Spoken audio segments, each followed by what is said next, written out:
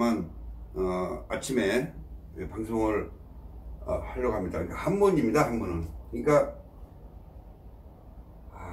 역사 얘기를 섞어가면서 재밌는 얘기를 섞어가면서 젊은 친구들한테 이제 좀 흥미를 가질 수 있게끔, 그래서 저희한테 좀 많이 방송을 해달라고 하는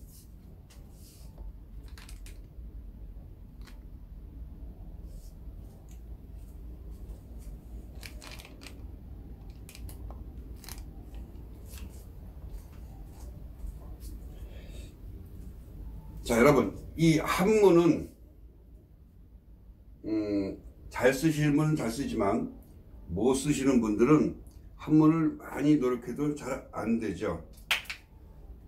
한문을 잘 쓰는 방법은 많이 연습을 해야 되지만 한문을 네모나게 생각을 하십시오.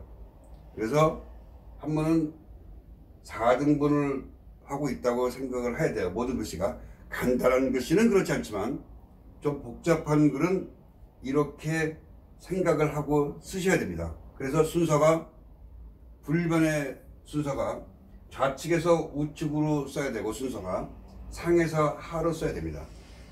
이게 순서입니다. 그러니까 이 순서에 입각해서 획순을 정확히만 쓰면 한문은 안정되게 써줍니다. 쉽게 한번 예를 들어 볼까요? 그러니까 그것도 사람에 따라서 좀 방법이 여러 가지가 있는데, 예를 들어서 불화자 같은 경우를 써보겠습니다. 그럼 어떤 사람은 이렇게 쓰죠. 또 어떤 사람은 사람인자 쓰고 이렇게 쓰죠. 그러니까 이거는 순서가 잘못된 거죠. 제가 좌에서 우로 상에서 하로 쓰라고 그랬잖아요. 그래서 불화자는 아마 여러분들 아시는 분들이 많겠지만 생소하신 분도 많을 거예요. 어떻게 쓰냐면 좌에서 우로, 위에서 아래로, 이게 맞는 겁니다. 그러니까 이렇게 써야만 글씨가 안정되고 예뻐지는 거예요. 모든 글씨는 약간의 나중에 좀 다른 것도 있지만 좌에서 우, 상에서 하로 글씨를 써야만 됩니다. 이게 기본입니다. 약간 예외적인 것도 있지만 거의 몇 개를 제외한 나머지는 여기서 벗어나질 못합니다. 그러니까 이게 간단한 글씨면 상관이 없어요. 근데 간단하지 않으면 예를 들어 복잡한 글씨를 한번 써보겠습니다. 여러분들이 잘 아시는 옹자, 이게 옹이 도자기입니다. 도자기를 맡는 건데 좀 어렵죠. 그러니까 도자기 옹자가 어떻게 쓰냐면 뚜껑이 있고 거기에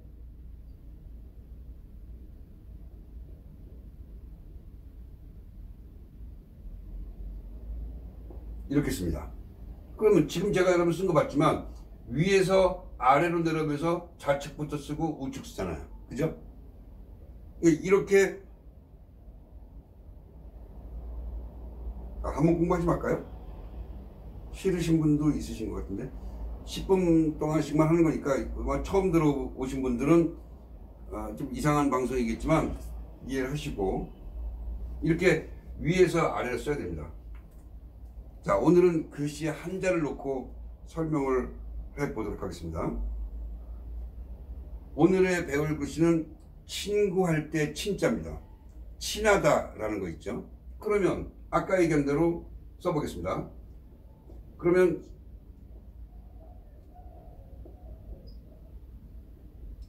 이게 친구죠. 근데 이제 오늘은 친자에 배우니까 이제 구자는 빼고 친자입니다.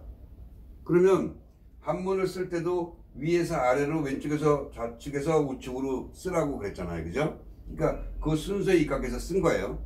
근데 저희가 말하는 거는, 이제부터 공부하는 거는 그런 순서는 이제 이건 끝난 거고, 한문을 배울 때 저는 사람들한테 어린아이를 가르쳐 본 경험으로 파자를 하는 겁니다. 파자. 이 글씨를 나눈다는 거죠. 깨버린다는 거죠. 친자를 보겠습니다. 그러면 설립자와 나무목자와 볼견자가 따로따로 떨어지면은 이해하기도 쉽고 어린 친구들이라도 이런 설명을 한번 들으면 잊어버려지지가 않습니다. 장영자님 고맙습니다. 자, 설명을 하겠습니다.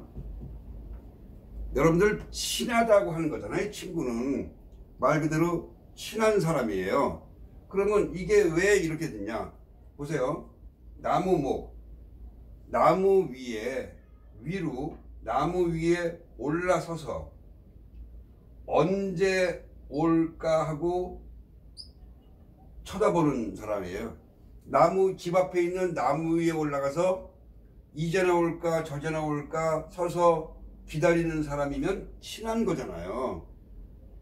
그래서 이런 식으로 아이들한테 파자를 해서 의미를 가리키면 한문도 금방 늘고 잊어버리지 않고 뜻을 금방 알 수 있다는 거죠. 이 아이들한테, 어린아이들한테 야, 그래 진짜는 나무 위에 올라서서 언제 오는지 바라보는 아이야. 그러면 이거를 걔가 한두 번만 얘기 들으면 그 다음에 이제 얘기를 듣고 나서 한두 번만 써보면 이거 잊어버릴까요? 안 잊어버립니다. 절대 안 잊어버립니다. 이거 이런 식으로 파자를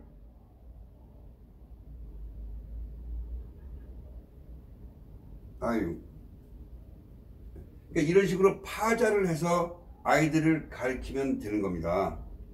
그래서 제가 오늘부터 마음이 급해서 이제 했는데 요 동영상을 일본어로 해서 내일부터 하루에 하나씩 저희가 글자를 올려서 지금 여러분들하고 나누는 이 손혜원이 비리쪽단에서 시간을 잡아먹기는 너무 아깝고, 그래서 이거를 따로 녹화를 해서 이게 별도로 할까 생각을 합니다. 아니면 이 시간에 1시간 정도를 하는데 그 나눠서 끝에 이거를 해드리고 나중에 편집하는 것도 있고. 안젤라님 그렇습니까? 고맙습니다. 아유, 고맙습니다. 예, 이렇게 가르치려고 하는 겁니다. 거기에 옛날 얘기를 좀 섞어서 하면 아이들이 참 좋아하죠. 그래서 오늘 역사도 중간중간 들어오니까 제일 시작되는 역사 얘기를 하나 하고 오늘 시간을 마치도록 하겠습니다. 우리나라가 이렇게 있으면 이게 중국이죠. 근데 우리나라의 역사에 보면 환단곡이라는 책이 있습니다. 이는 이게 지금 제가 말하는 게 약 4,500년 전의 얘기를 하는 겁니다. 그럼 우리나라와 중국이 있었는데 그때 있었던 얘기를 쓴 우리나라 책이 환단곡이라는 책이고, 중국은 여러분들이 잘 알다시피 사기라는 책입니다. 이 사기에 대해서는 나중에 또 제가 재밌는 얘기를 많이 해드리겠지만, 이 사마천이 쓴 사기는 중국에서 정사로 인정이 됐어요. 근데 이 환단곡에는 위서 논란이 지금도 계속되고 있어요. 위서라는 건 후세 사람이 가짜로 쓴 거라는 거죠. 그러니까 어쨌든 이런 얘기를 하는 건 아니고, 이 4,500년 정도 전이라고 그러면 사실은 전설에 가까운 얘기잖아요. 그죠? 증명할 수가 없는 얘기라는 얘기죠. 이 사기를 쓴 사마천도 자기가 생각하고 그 옛날 책을 뒤져보고 해서 자기의 주관이 너무 많이 들어간 책이거든요. 그러다 보니까 사실은 못 믿는 부분도 많이 있는데, 중국에서 어쨌든 지금 정부 자체가 한족이다 보니까 한족의 역사를 주류로 해서 이거를 인정을 해버리니까 사기가 유명해진 거고, 우리나라는 환단곡인데 제가 볼 때는 전 환단곡을 몇 번이나 읽었지만 환단곡에는 이해할 수 없는 얘기들이 많죠. 그러니까 이거를 사실로 인정해 달라는 사람이 한 60%, 아니다 라고 얘기하는 사람이 40% 정도 돼요. 그러니까 이 좀 의문의 책은 의문의 책이고, 우리가 도저히 알 수 없는 내용이 많이 있기 때문에, 예를 들어서 지금 여러분들이 아실지 모르겠지만 향가 같은 경우를 해석하기도 힘든 상황이에요. 그래서 향가를 제일 처음에 해석한 거는 일본 사람들이 했는데, 향가를 너무 복잡한데, 그럼 향가를 거꾸로 지금 만들 수 있는 사람이 없어요. 새로 만들 수 있는 사람이. 향가가 기존에 있는 것도 해석을 못하는 판인데 향가를 만든다고요? 그럼 불가능해. 근데 환단곡에는 향가가 많이 들어있어요. 그러니까 후세 사람이 만들었다고 하는 말이 앞뒤가 안 맞는 게 있어요, 사실은. 그래서 이제 어쨌든 그런데 지금 제가 얘기하려는 건 4,500년 전에 얘기를 하는 겁니다. 근데 이 환단곡에도 인형이 들어있고 사기에도 똑같이 이 내용이 들어있는 얘기예요. 뭐냐? 우리나라와 중국 사이에 지금 이게 우리나라 서해죠. 황해라고 하는 이 지역이 옛날에는 탕록이라고 불렀습니다.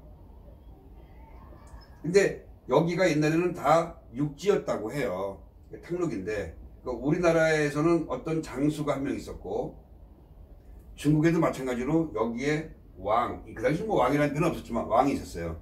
근데 이 사람은 황제라고, 우리가 말하는 그 뭐 진시 황제 이런 황제가 아니라 이름이 이제 황제인데 이 사람이 있었고 우리나라에는 장수가 한 명 있었는데 이게 치우라는 사람입니다.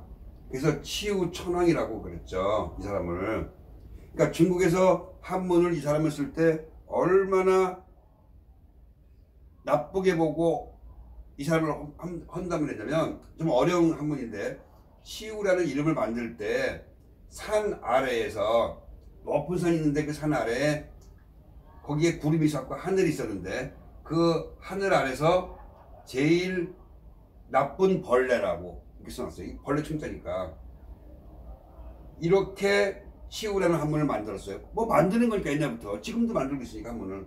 그러니까 뜻을 이렇게 써버렸어요. 산 아래 하늘이 있고 하늘 아래 제일 벌레 같은 사람이다. 근데 엄청난 장수였다고 나와 있어요. 그래서 황제와 장수가 여기에 놓고, 이 사이를 놓고 엄청나게 많이 싸웠는데 73번의 전쟁을 했다고 합니다. 근데 72번을 우리나라 치우천왕이 이겨요. 근데 이겨도 맨날 풀어줘요, 이 사람을. 근데 73번째 가서 탕록전투에서 집니다. 근데 이놈은 이 치우를 풀어준 게 아니라 죽이죠. 그래서 몸을 5개로 잘라서 이렇게 다 파묻었다고 해요. 다시 환생하지 못하도록. 전설이죠, 물론 이게 다. 그런데 제가 어린 친구들한테 지금 얘기하는 거예요. 상식을 알려주는 거. 제가 이 얘기를 왜 하냐면, 저희 어렸을 때만 해도 이 치우천왕에 관한 얘기를 학교에서 많이 듣고 배웠어요. 근데 요새는 없단 말이죠, 이거를. 근데 중국에서 이렇게 못 쓰게 하는 모양이에요, 아마. 그래서 치우천왕이 이런 얘기가 안 나옵니다. 지금 여러분들이, 내가 이 얘기하는 건 마지막입니다. 여러분들, 우리나라 국가대표가 축구하는 사람들이 우리나라에서 응원하거나 외국에서 나가면은 붉은 악마라고 하잖아요, 응원단이. 그 붉은 악마의 깃발에 도깨비가 그려져 있죠. 여러분들 보셨을 거예요, 그죠? 이 도깨비 그림이 바로 치우천왕입니다. 네?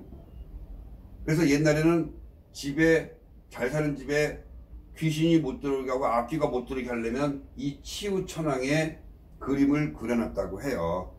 그러니까 이때부터가 이제 4,500년 얘기니까 그때부터 이제 제가 얘기를 해드리면서 하루에 한문을 한두 글자나 고사성어 하나면 4글자가 나오니까 그 4개, 이런 거를 여러분들한테 옛날 얘기가 더불어서 아이들한테 설명을 해 주려고 하는 겁니다.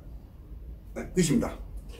자, 이거 제가 정치 얘기를 하니까 좀 잘못된 얘기라고 생각을 하시는 분들이 있을 수가 있네요, 사실 보면. 그래서 저도 사실 좀 조심스럽습니다, 이런 얘기 하기가.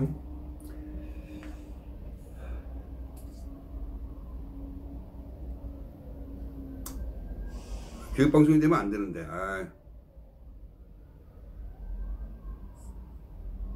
재미있었나요?